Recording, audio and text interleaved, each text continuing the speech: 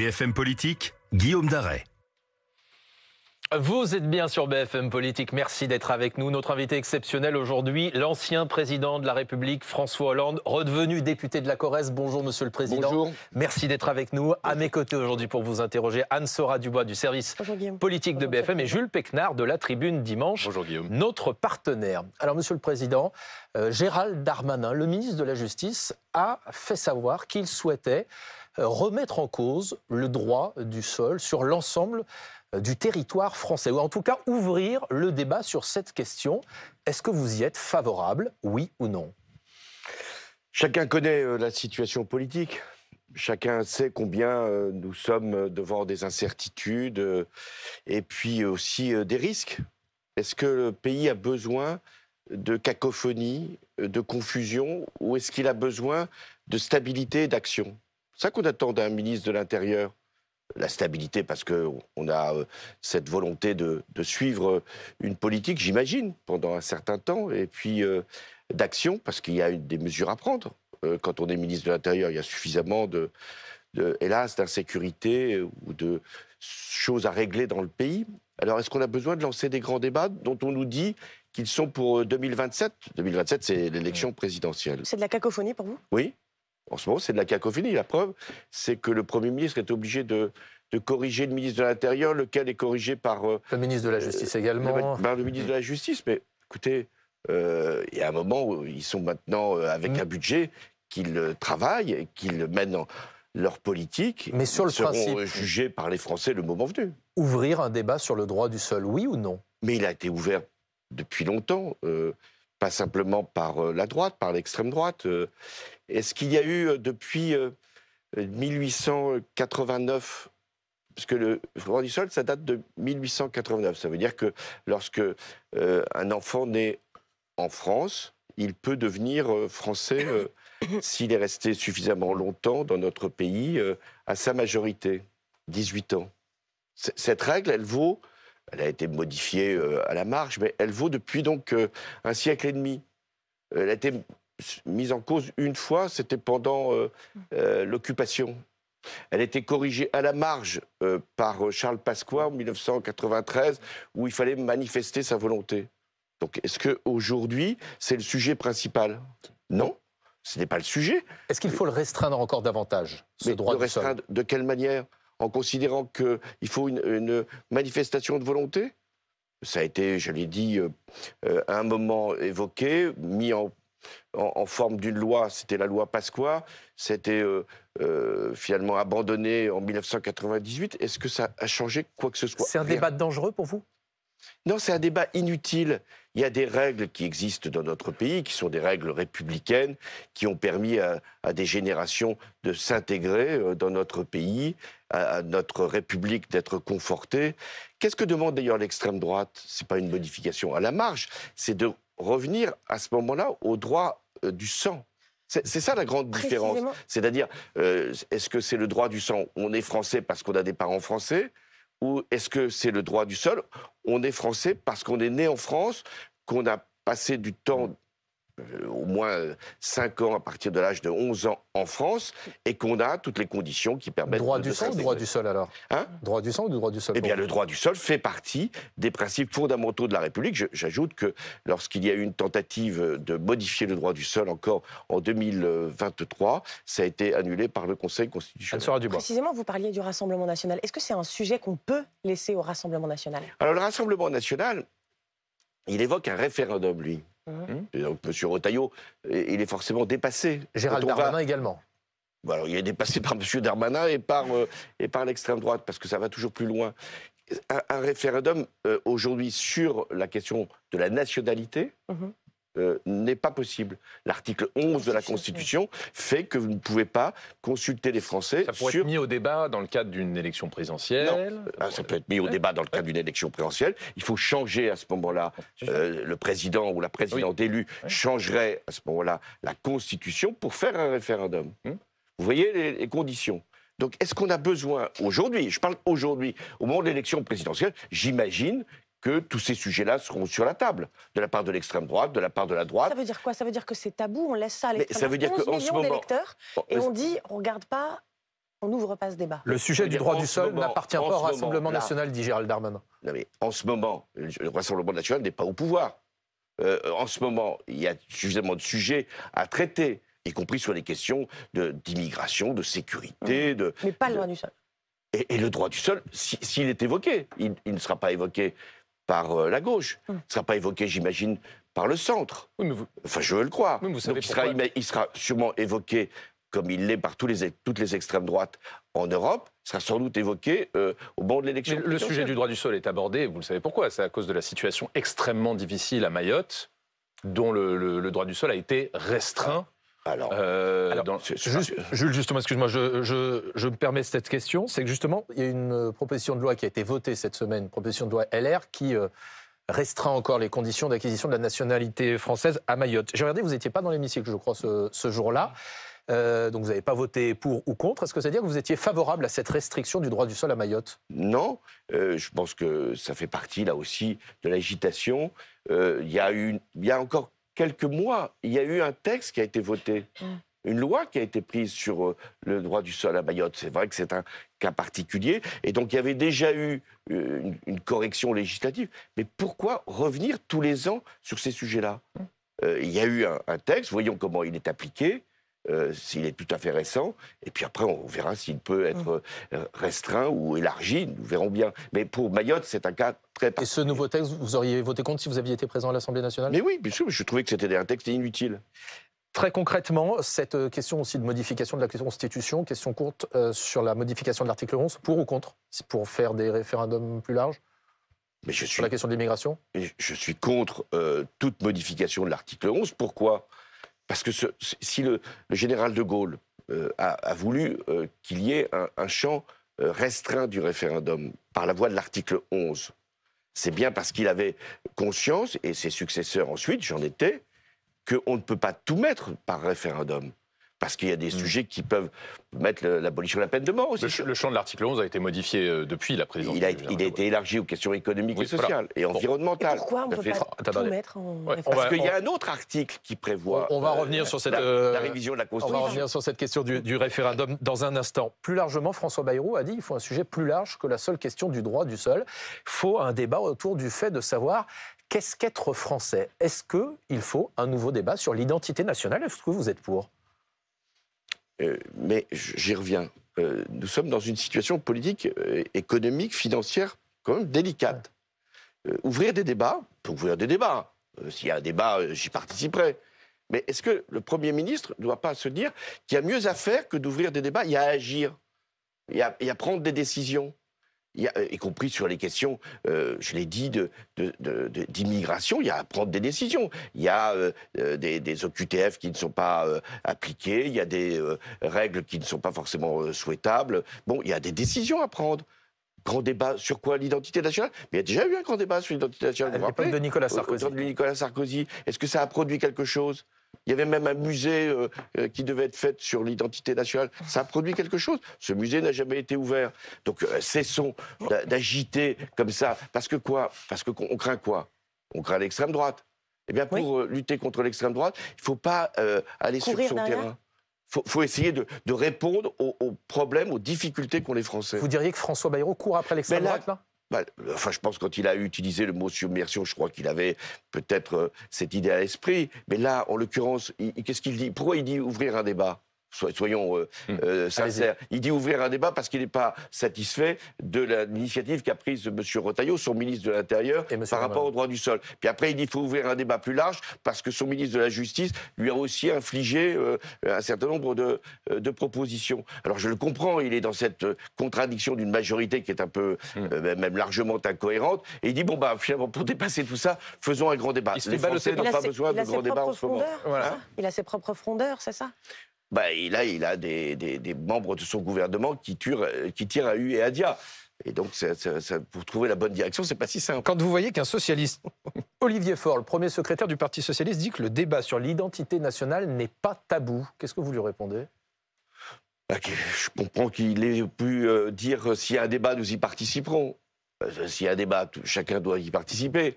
Est-ce que c'est la bonne formule identité nationale. Ça, c'est une vieille histoire. Bon, le premier qui a utilisé ce mot, il n'avait pas pris justement cette formule. C'était Fernand Braudel, le grand historien, qui cherchait justement à savoir qu'est-ce que ça veut dire ce sentiment d'appartenance. Qu'est-ce que nous sommes, nous, la nation française? À quoi nous appartenons? Alors, il avait dit, c'est l'identité de la France qu'il faut définir. Et il avait dit, c'est quoi être français? C'est être héritier du passé et de porteur d'une grande espérance. Eh bien, c'est ça, être français, c'est appartenir à cette communauté de destin où on sait d'où on vient et on va fixer ensemble où on veut aller.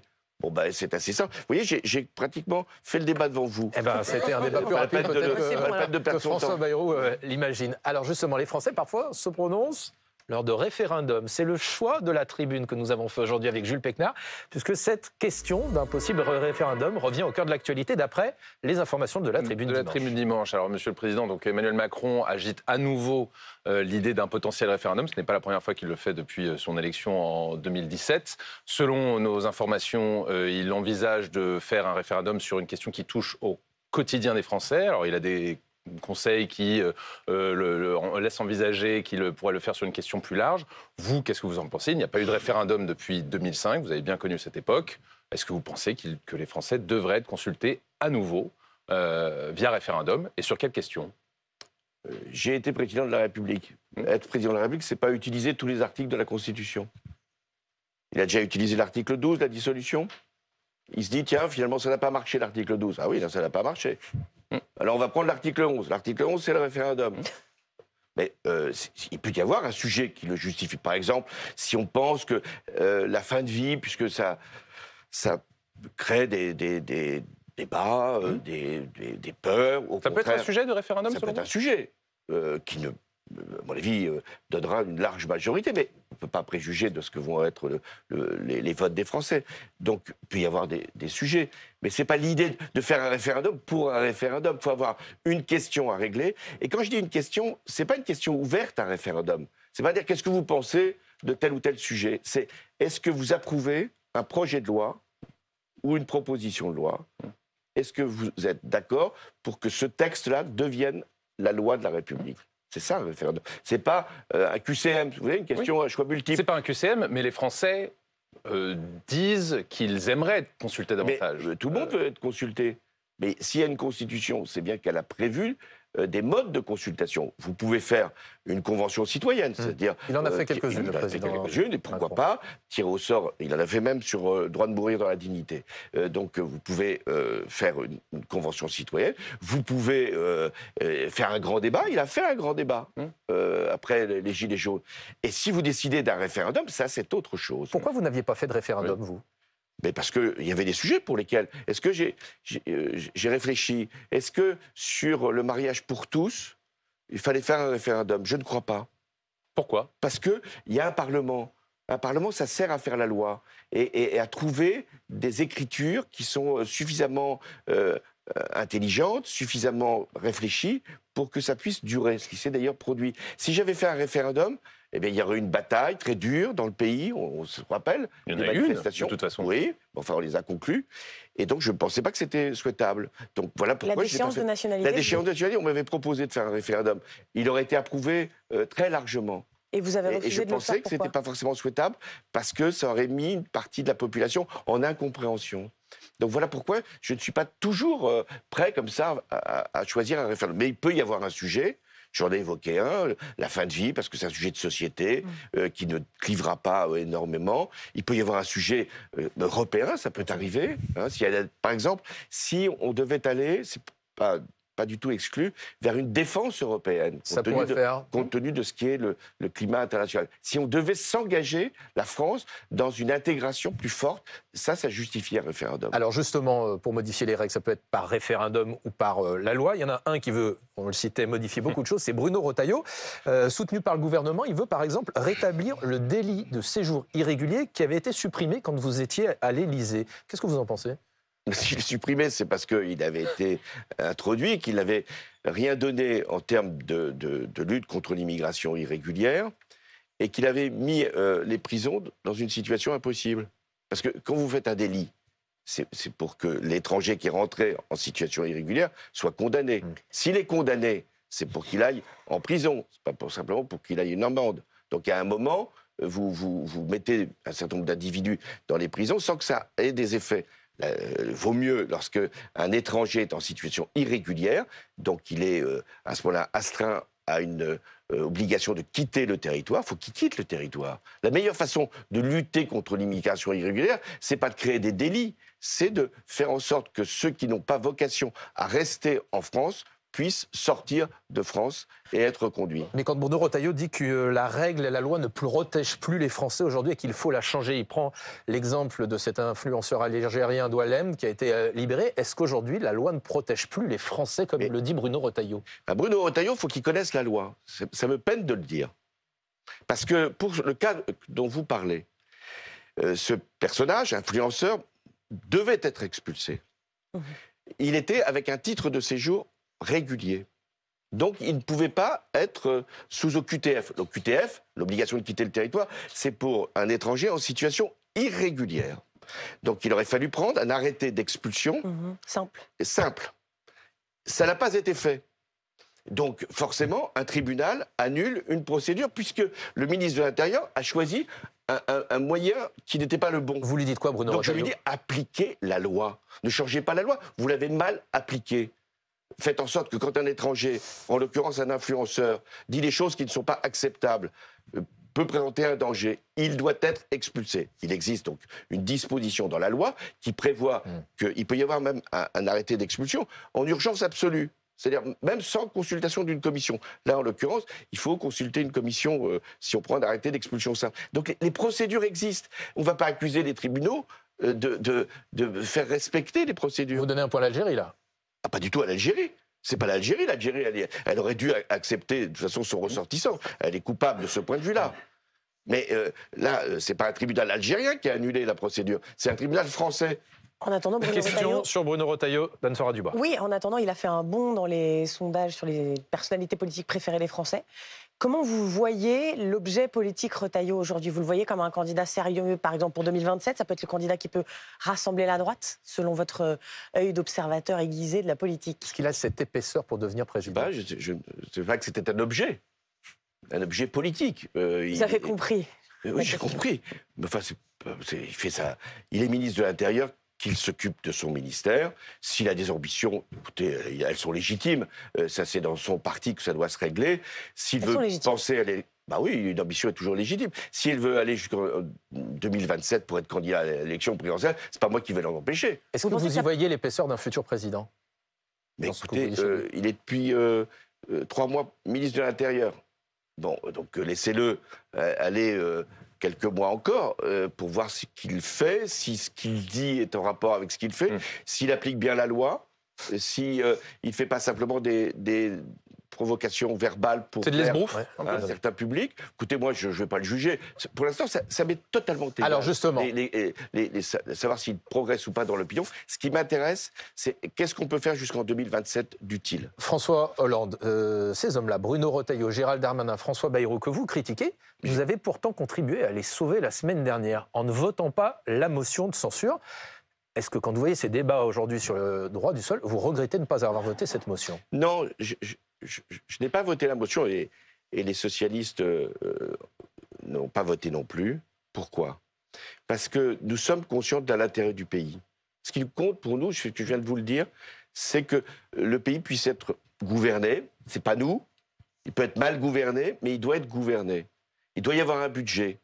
C'est ainsi. Donc nous sommes dans l'opposition, nous contestons ces choix, nous considérons que c'est sans doute pas le meilleur budget, c'est peut-être un des plus mauvais, mais il se trouve que nous ne voulons pas que le pays soit sans gouvernement, c'est difficile, et sans budget, c'est impossible. Jules, pour marier les contraires, votre groupe parlementaire va déposer une motion de censure spontanée, donc article 49.2 de la Constitution. Pour concilier, voilà, on ne censure pas François Bayrou sur le budget, mais sur les valeurs, sur la submersion migratoire, nous allons déposer une motion de censure. Est-ce que vous allez la voter? Est-ce que c'est la bonne manière de procéder? Est-ce que vous voterez cette motion? Est-ce que vous la voterez? Alors, cette motion n'est pas faite pour faire tomber le gouvernement, elle est faite pour s'opposer à la politique gouvernementale. Pourquoi elle ne peut pas faire tomber le gouvernement? Parce qu'elle va être rédigée de telle manière, puisque ça porte sur la politique du gouvernement en matière d'immigration et en matière surtout des mots qui ont été utilisés, submersion, et ça ne peut pas être voté par le Rassemblement Et national. s'il la vote? Oui. Et bien à ce moment-là, on aura à prendre nos responsabilités de ne pas aller dans cette manœuvre qui serait celle du Rassemblement national. Donc Mais votre objectif n'est pas de faire tomber l'objectif François n'est pas Bayrou? de faire tomber le gouvernement, c'est d'exprimer notre opposition à l'égard de sa politique. Et c'est ça qui va être d'ailleurs le déterminant de ces prochains mois. Vous la voterez. C'est de faire en sorte que nous puissions faire avancer autant que possible nos propositions. Ça, c'est le cadre budgétaire. Et par ailleurs, de ne pas faire tomber les gouvernements pour les faire tomber. Pourquoi? Parce que, à la différence peut-être de LFI ou du Rassemblement national, je ne suis pas pour qu'il y ait une élection présidentielle anticipée. Je ne suis pas pour qu'il y ait un blocage. Je ne suis pas pour qu'il y ait une dissolution. Je suis pour que le pays soit gouverné. C'est une motion de censure, mais pour pas censurer. Oui, c'est une motion de censure pour exprimer notre désaccord. Alors, BFM TV, BFM Politique, Guillaume Daret. Vous êtes bien sur BFM Politique. Notre invité exceptionnel aujourd'hui, l'ancien président François Hollande, député également de la Corrèze. Alors juste avant la pub, je voulais vous faire découvrir effectivement cette affiche qui a été publiée cette semaine sur le compte officiel de la France Insoumise après que les socialistes, et donc vous n'ayez pas voté la motion de censure contre le gouvernement Bayrou. On vous y voit donc de part et d'autre d'Emmanuel Macron avec Marine Le Pen, comme si, effectivement, vous étiez légal aux yeux de la France Insoumise, du Rassemblement National et de Marine Le Pen. François Hollande, comment vous avez réagi quand vous avez vu cette affiche? Est-ce que ça vous a blessé? Non, je ne suis pas blessé par les attaques de la France Insoumise. Je suis, en revanche, blessé pour eux. Parce que c'est terrible quand on est soi-disant de gauche, de mettre en rapport l'extrême droite et une autre partie de la gauche, qu'on l'aime ou qu'on l'aime pas. Il y a des règles dans la vie. Les alliés, en plus. Il y a des règles qui sont dans la République. On ne confond pas l'extrême droite avec les partis républicains. Alors ensuite, elle a une signification au-delà de cette disqualification. Elle a une signification qui est de dire, voilà, il faut que le président de la République, Emmanuel Macron, s'en aille. Et donc ceux qui empêche qu'ils s'en aillent, on les met là devant le tribunal populaire. Eh bien non, moi je ne suis pas pour qu'il y ait une élection présidentielle avant l'heure. Déjà, on parle suffisamment de l'élection présidentielle, elle est en 2027. Et dans l'état du pays, on veut faire un blocage, une interruption du fonctionnement des pouvoirs publics et faire que la seule solution serait de faire partir l'actuel président. Ce serait un précédent d'ailleurs assez grave. Ça voudrait dire qu'on élit un président et puis au cours du mandat, il peut s'en aller. Mais là, le sujet, ce n'est pas qu'Emmanuel Macron, c'est quand même vous. Quand vous voyez cette photo, c'est quand même du jamais vu dans l'histoire de la gauche. Est-ce que vous demandez des excuses à la France Insoumise et à Jean-Luc Mélenchon? Je lui demande rien. Je constate simplement que le mouvement La France Insoumise et Jean-Luc Mélenchon se sont mis hors jeu, d'une certaine façon. Hors jeu, hors jeu de la possibilité de conduire la gauche un jour. Et ce qui d'ailleurs donne au Parti socialiste et à d'autres la responsabilité d'avoir cet objectif. François Hollande, quand vous dites hors-jeu, est-ce que ça veut dire qu'à vos yeux, la France insoumise ne fait pas partie de ce qu'on appelle l'arc républicain? Ah non, je n'ai pas dit ça. J'ai dit hors-jeu de ce qu'est la possibilité pour la gauche de gagner. Je pense que tout candidat de la France insoumise ne peut pas arriver au second tour d'une élection et ne peut pas gagner, même face à l'extrême droite. Ça me peine de le dire, même face à l'extrême droite. Jean-Luc Mélenchon l'a fait en 2017. Qu'est-ce qui a changé? Il n'est pas arrivé au deuxième tour. Il est quasi arrivé à la qualification. Vous êtes formidable. Vous, Tout quand est vous dans dites à le quelqu'un quasi. vous êtes quasiment arrivé au deuxième tour, mais vous n'y êtes pas. Vous êtes quasiment arrivé président de la République, mais vous n'y êtes pas. C'est pas possible. Il y a quelque chose qui a changé aussi dans Je pense qu'en plus, les pourcentages qu'il recueille. Qu'est-ce qui a changé? Depuis 2022, il y a eu une façon de faire de la politique, une manière de regarder le corps électoral pour non pas ce qu'il est, c'est-à-dire au terme de l'universalisme. Un citoyen en vote un autre. Il y a toujours cette logique de de la Clientéliste. discrimination, de l'essentialisme, de l'insoumission, etc. Donc voilà, ils se sont mis devant cette impossibilité. Bah, écoutez, C'est-à-dire qu'il faudra un autre candidat. à l'autre gauche, il y a toujours eu deux gauches en France, bien à l'autre gauche, la gauche réformiste, la gauche qui a vocation à porter les idéaux républicains, bah, d'avoir son candidat ou sa candidate le moment venu et d'emporter éventuellement la victoire à l'élection Ce présidentielle. candidat, ça peut être vous. Non, mais Vous me voyez venir. oui, je vous ai vu venir même avant que vous n'ayez commencé à parler. Donc, non, c'est pas. Si je mettais ça sur un compte personnel. Mais est-ce que vous mes l'excluez? propos- Non, mais, je veux surtout pas. Moi, je suis pas comme. Je vous ai dit, je prépare pas 2027. Je fais en sorte que la France, jusqu'en 2027, puisse être stabilisée. Là, vous actez une rupture avec Jean-Luc Mélenchon. C'est pas nous qui actons la rupture, vous l'avez bien marqué. Oui. C'est ce qui vient de se produire. Et d'une manière générale, Jean-Luc Mélenchon et la France Insoumise disent « Nous aurons un candidat à l'élection présidentielle ». Bon, très bien, ils auront un candidat à l'élection présidentielle pour 2027. Ils disent « Nous aurons des candidats aux élections municipales contre les socialistes et éventuellement contre les écologistes ». Bon, c'est leur droit. Donc ça veut dire qu'ils se sont eux-mêmes mis de côté. Eux estiment que c'est vous qui l'actez en ne renversant pas François Bayrou. Mais ils peuvent dire tout ce qu'ils veulent. Nous faisons en sorte de servir l'intérêt du pays. Et on a le droit de le faire. On est autonome. Il y a une alliance électorale qui s'est produite en 2024 pour éviter l'extrême droite. Et Donc puis vous avez aujourd'hui- bénéficié en Corrèze. Enfin, Pour être bénéficier, je ne sais pas si on a bénéficié, mais enfin... en Elle tout cas, tient encore, on- cette alliance Eh bien, électorale pour aujourd'hui, les prochaines il y a élections une municipales, Monsieur le autonomie Président, qui a été prise. par exemple. Il y a une autonomie qui a été prise par Jean-Luc Mélenchon et par la France Insoumise en annonçant qu'ils allaient être candidats à l'élection présidentielle, et une autonomie qui est prise par le Donc Parti socialiste de décider de ne pas censurer le gouvernement, non Donc pas parce qu'on l'approuverait, on l'approuve pas, mais parce que si on le censurait, il n'y avait pas de budget. Victoire du Bas. Et Est-ce s'il n'y que avait pas de cette budget, alliance- les Français en seraient les premières victimes. Donc, à partir de maintenant, est-ce que cette alliance tient toujours, par exemple, pour les prochaines élections municipales? Mais je vous ai répondu. Pour les prochaines élections municipales, Vous n'êtes plus alliés. la France Insoumise va planter des listes partout. Voilà, donc nous, les socialistes, les écologistes, les communistes, feront les listes séparées. L'alliance électorale du nouveau Front populaire, ce que vous et dites, sur ne tient l'élection plus. présidentielle, la prochaine élection, c'est une élection présidentielle. Il n'y a pas d'alliance.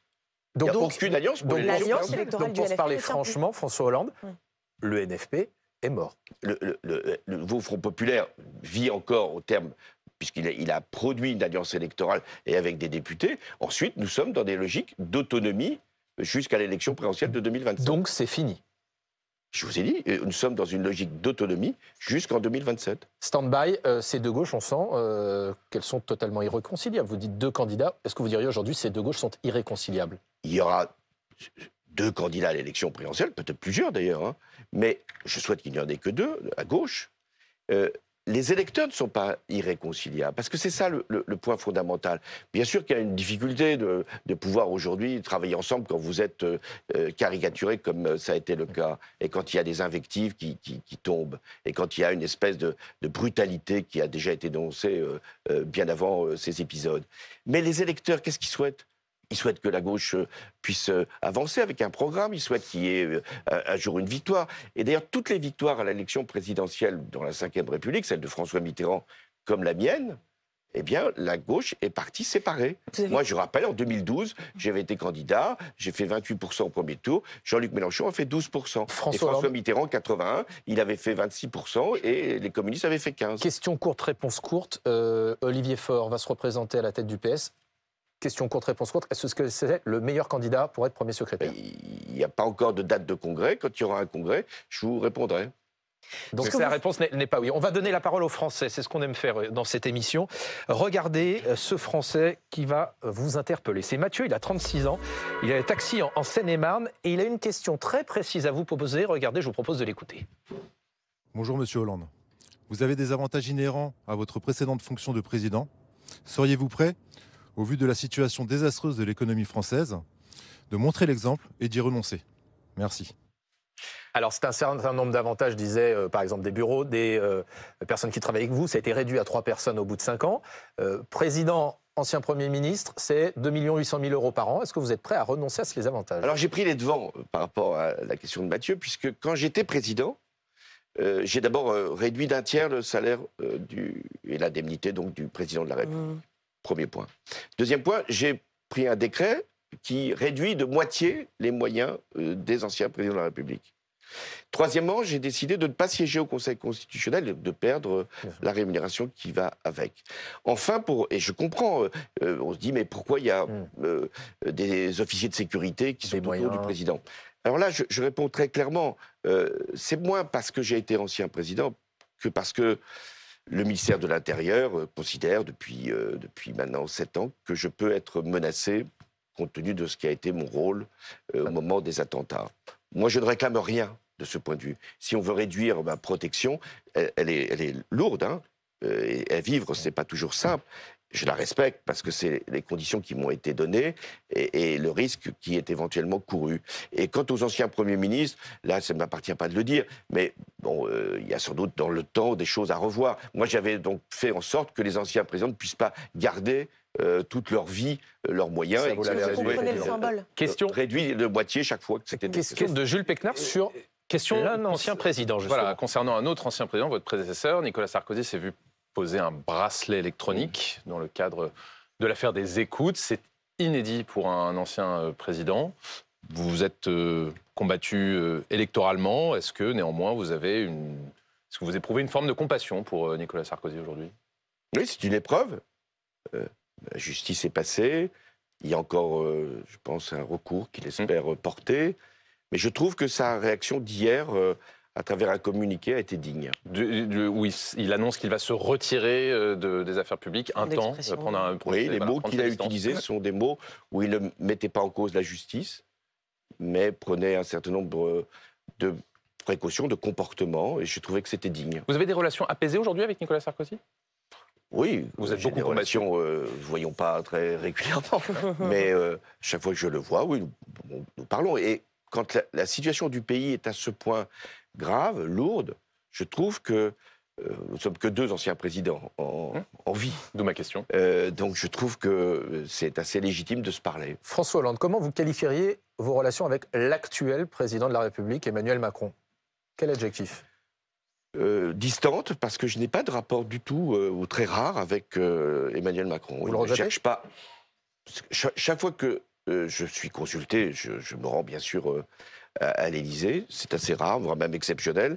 Et chaque fois que je lui dis quelque chose, il n'en tient pas compte. Donc, vous voyez, ça réduit l'intérêt de la conversation. Alors, ce soir, il s'exprimera chez nos confrères de France 2 lors d'une interview. Qu'est-ce que vous attendez de lui dans la situation dans laquelle le pays se trouve? Qu'est-ce que vous attendez qu'il dise?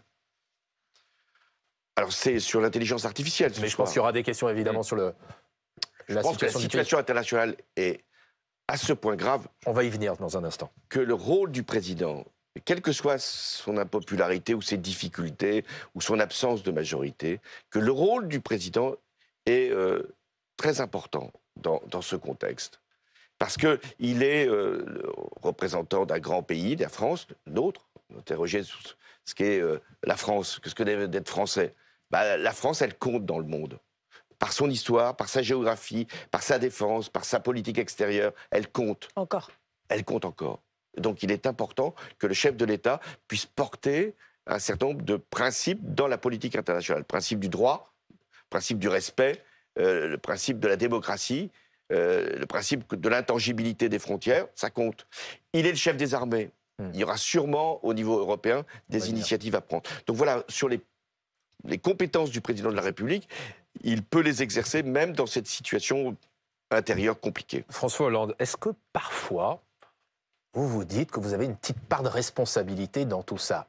Je ne veux pas dire que vous l'avez engendré, Emmanuel Macron, mais vous l'avez recruté comme secrétaire général adjoint. Vous l'avez nommé comme ministre de l'économie.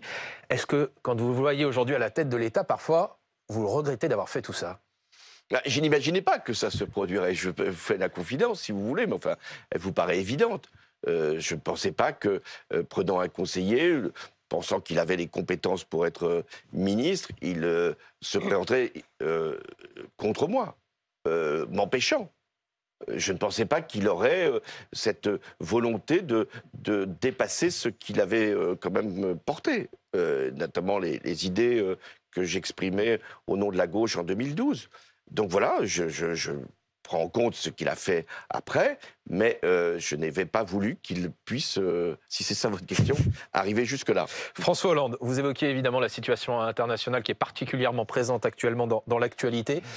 Ces derniers jours, Donald Trump a créé on peut dire la stupeur au niveau international et une forme de sidération en annonçant que les États-Unis pourraient prendre le contrôle de la bande de Gaza et qu'il avait même l'intention d'en faire la Riviera, la Côte d'Azur du Moyen-Orient, en transférant les habitants provisoirement, a-t-il précisé, ensuite vers l'Égypte ou la Jordanie. Est-ce qu'il faut prendre, oui ou non, Donald Trump au sérieux ? Oui et non. Oui, au sens où c'est une méthode. Non, parce que ce qu'il dit ne va pas nécessairement le faire sous cette forme. Je m'explique. Quand il dit nous allons, nous les Américains, prendre le contrôle de Gaza et évacuer tous les Palestiniens.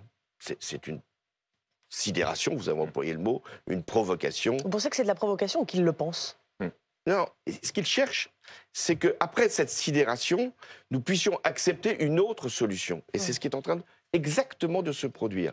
Il fait cette déclaration, il revient en arrière en disant non, l'armée américaine ne va pas occuper Gaza. Et c'est maintenant, aujourd'hui même, le Premier ministre israélien, Netanyahou, qui dit mais non, ça ne va pas être les États-Unis, c'est nous qui allons le faire. On va enlever les Gazaouis de Gaza, ils vont être accueillis en Égypte. C'est ça l'objectif, la finalité La finalité, c'est de faire en sorte que la menace, et la menace d'une action qui paraît invraisemblable, vous amène à négocier. C'est une méthode visiblement héritée de les tractations immobilières. Je dis que votre appartement ne vaut rien, vous êtes quand même surpris, et donc je vous l'achète 10, et vous êtes content. Oui. On sourit parce que Donald Trump a justement fait sa fortune dans l'immobilier. Là-dessus, il applique ces méthodes quand même qui sont des méthodes du monde des affaires dans la pire des acceptions pour créer cette situation. Et il a fait la même chose pour le Groenland en disant « je vais reprendre le Groenland ». Le Danemark dit quand même « ça nous appartient ». Donc je vais prendre les terres rares de la Groenland. Avec Zelensky... On va en parler dans un instant. On va en reparler. Zelensky, c'est la même chose. Si tu veux que je te soutienne, tu me donnes tes terres rares en Ukraine. C'est ce que vient d'accepter Zelensky. Question d'Anne Sora-Dubois, justement sur qui est Donald Trump, parce que vous aviez quand même échangé avec lui. Oui, peu de temps après sa première élection en 2016, vous avez échangé avec lui. Qu'est-ce que vous vous êtes... Alors, sans rentrer bien sûr dans le secret diplomatique, mais qu'est-ce que vous vous êtes dit ? Qu'est-ce que vous avez perçu de lui ? Et est-ce que... vous, d'une certaine façon, vous pourrez répondre à ceux qui se demandent, parce qu'il y a même eu une étude mentale sur lui, est-ce qu'il est fou ou non ? Non, j'ai jamais accepté qu'on prenne ces termes-là. Il y a certains de ses opposants, vous le savez, qui lui ont demandé de se soumettre à des tests. Pas plus que sur Poutine, non. Psychologiques. Il a des objectifs. Il peut les mener d'une manière folle, mais il a des objectifs. Et si on regarde l'objectif aujourd'hui, la cible, c'est nous les Européens.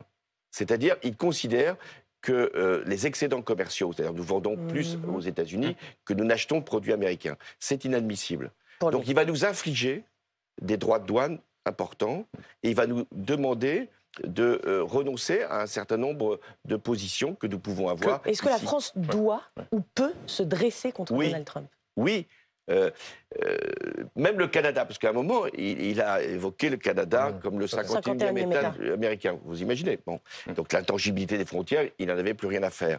Mais les Canadiens ont dit nous allons résister. Nous allons mettre des droits de douane, nous aussi, très importants. Il a reculé.